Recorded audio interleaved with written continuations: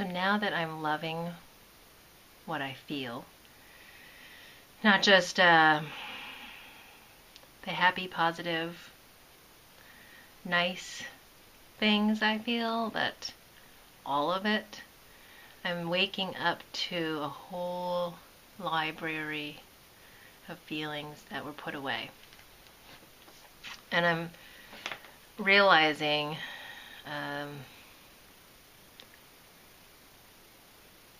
my own need to define things as right or wrong. And at the same time, as I see that, it reminds me of the importance of transforming that into a new ability to love everything as neither right nor wrong, in order to see it more clearly and allow it to transform in its own way. So it's counterintuitive to the conditioned mind, but actually very intuitive with the natural flow of all energies. And what that experience is for me is I feel the pain of seeing things as right and wrong. And I feel the pain of not being able to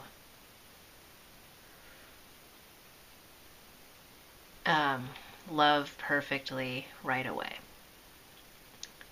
So those are real feelings also that I get to acknowledge and experience. And another set of feelings that came up the other day, which didn't come to me in the video where I thought I was going to say them, but they're with me now, so I'm saying them now, was a recognition of one of the set of feelings that I put away about my school and what this has all been for me, what it is unfolding and becoming for me, which is me stepping into my authorship, my ownership of voice, the power of my voice, and living from that voice. It's like this is what is waking up in me right now. And the first step of that, the first iteration, was my violin school, where I came out with incredible enthusiasm and totally blind to any risk. And it was just, the only thing I can call it is pure inspired action, because I felt completely confident in this totally crazy idea of moving out here while I had a house on the market across the country, and knowing almost no one, and starting this thing on my own through just pure vision and knowing about what I wanted to do and create. And it happened for me. However, what was woven into that was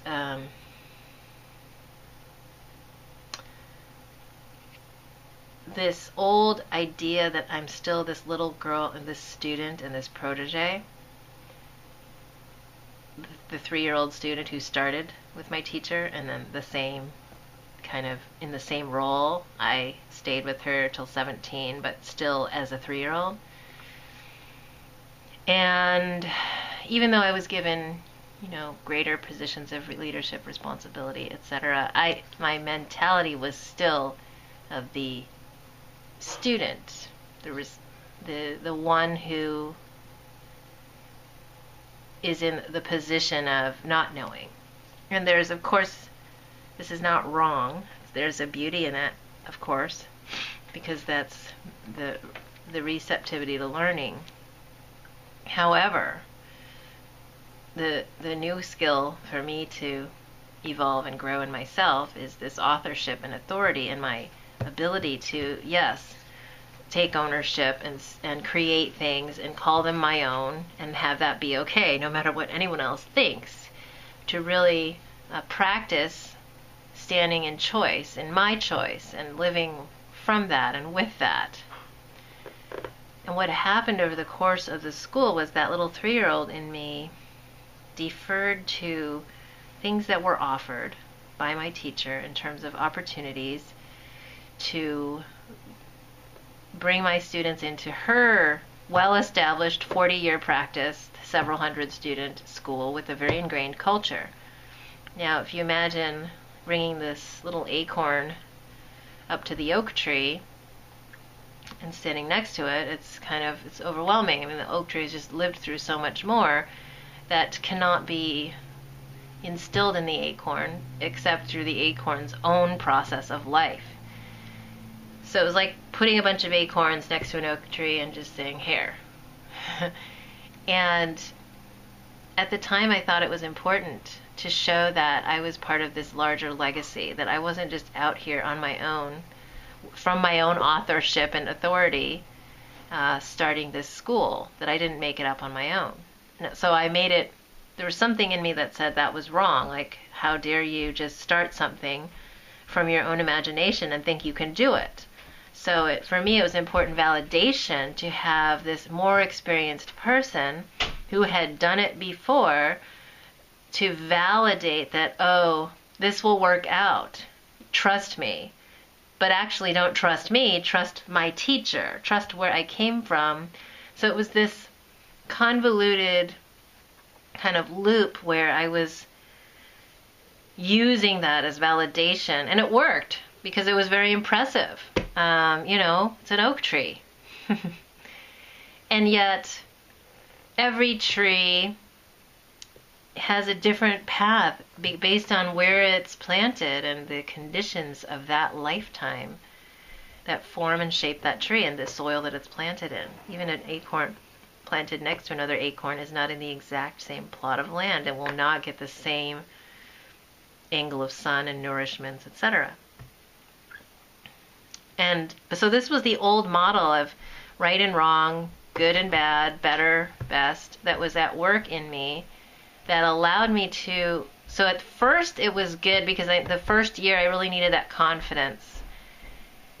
Then as time went on, second and third year, I already started to feel that it wasn't exactly the experience I wanted to replicate every single year for my students, because I recognized there was a unique culture happening that was of my creation. And I didn't really need them to then emulate something else that was happening over there. And they, over there in Chicago, in my teacher's school, had their own culture that had been developed over 40 years under her leadership. So it was unique, and it was not 100% overlap with what I wanted to create. I had instilled some different mindsets that came from me and my life experience, and there were things I didn't want to be adopted from that school, from the other school. But I saw them being adopted just by natural juxtaposition, and naturally, why wouldn't they? Because I was bringing them there. I was saying to my group of acorns, here, this is how you should be. And I was transplanting them in a way. And it was all well-intentioned. Again, it's not right or wrong. It was all well-intentioned. It was a sense of being part of a larger platform, but it never worked for me.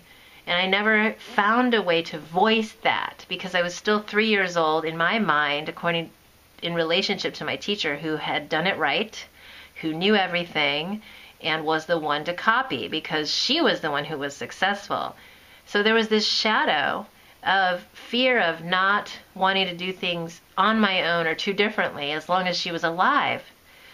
And yet I knew there was a reason I had gone and done this in California and not taken over her school in Chicago, as she had said to me many times she wished that I had done. There was a reason I didn't want to take over that particular culture and mindset, and I couldn't voice that either. I sort of did it, tried to do it silently, just being at a distance geographically, but I was so afraid to voice my unique perspective on how I wanted to do things. And this goes back to a very deep pattern that I now see as part of how I've operated in almost every aspect of my life, which is to have a very strong internal sense of voice and authority that I'm very afraid to actually bring out fully when I'm with people that are very close to me. So the closer I develop a relationship with someone, the more fearful I am of actually creating a difference by voicing my unique perspective.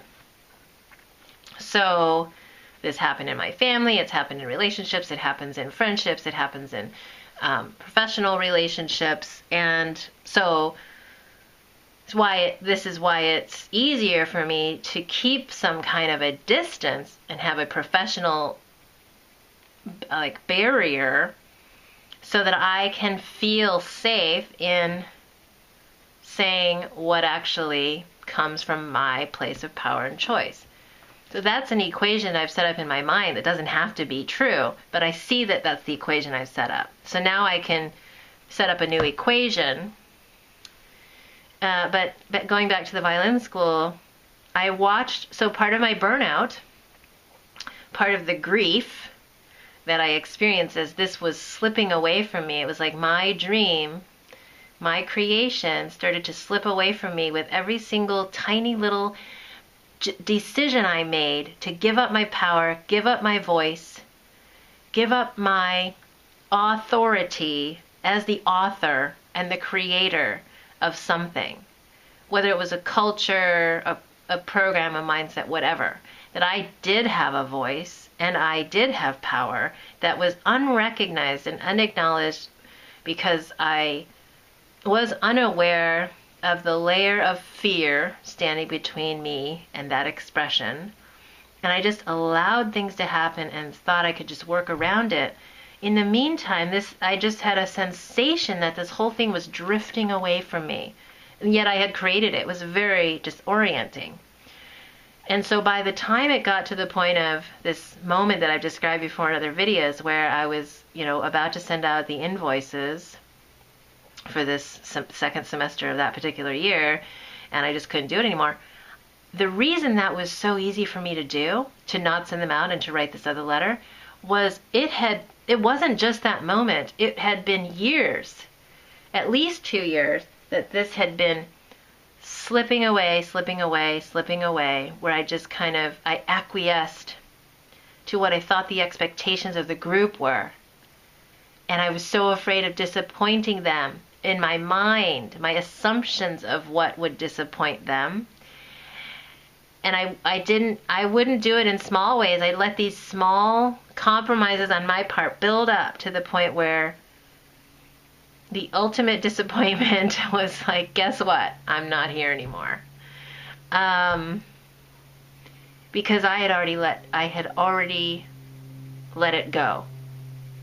I had let it slip away from me. The school no longer existed in my heart because I had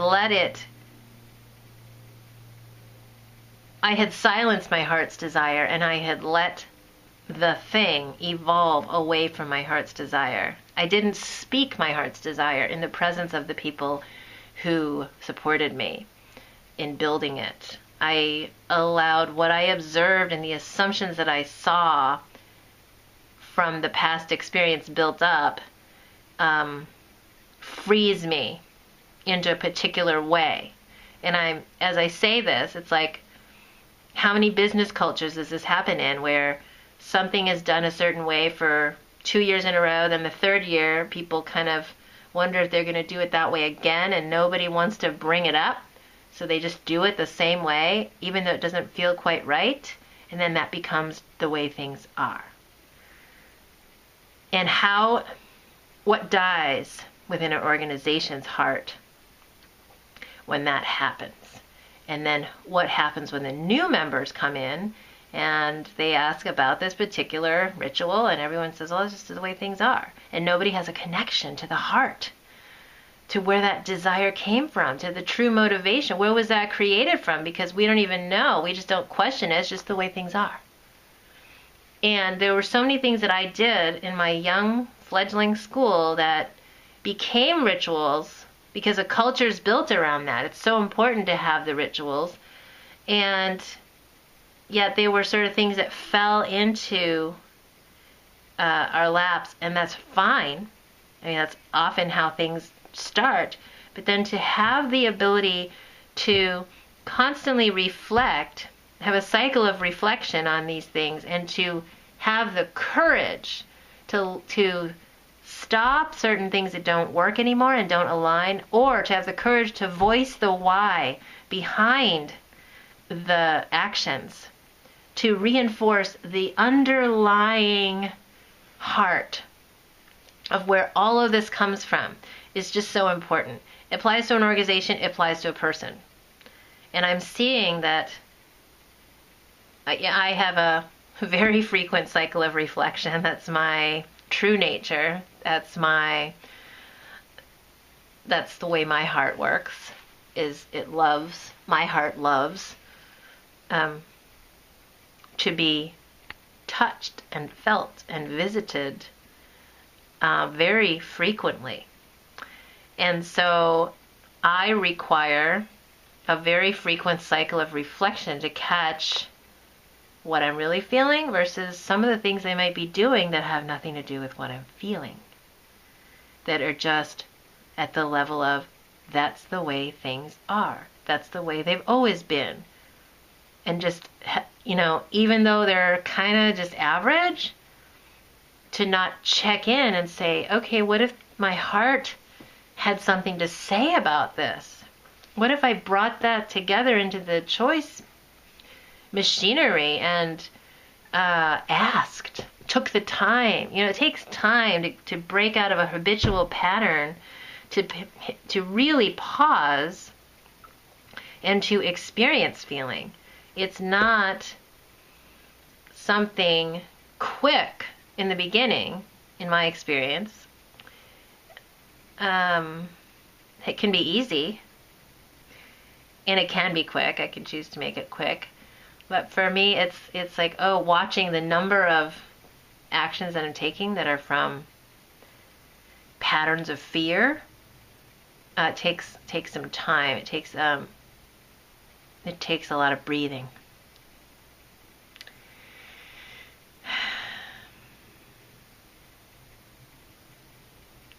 So, not seeing things as right and wrong. And then the result of that is seeing how often I depend on things being right or wrong, feeling the pain of that, and feeling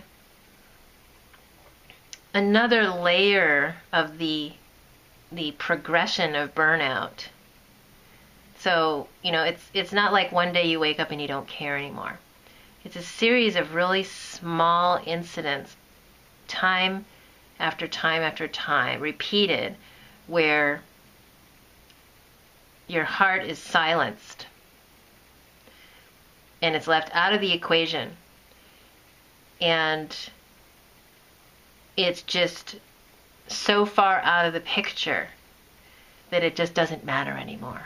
At some point, it's just so easy to walk away, whether it's quitting or, in the worst case, suicide, where that's just such an easy decision because there's just nothing there anymore. There's no connection to what's happening.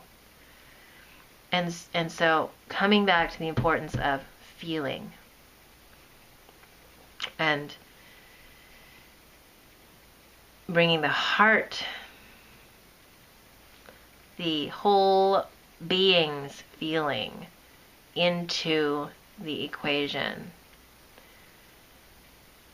as a path, and allowing, no matter what that brings up. So I have found myself in a culture of sequestering certain feelings into positive and others into negative.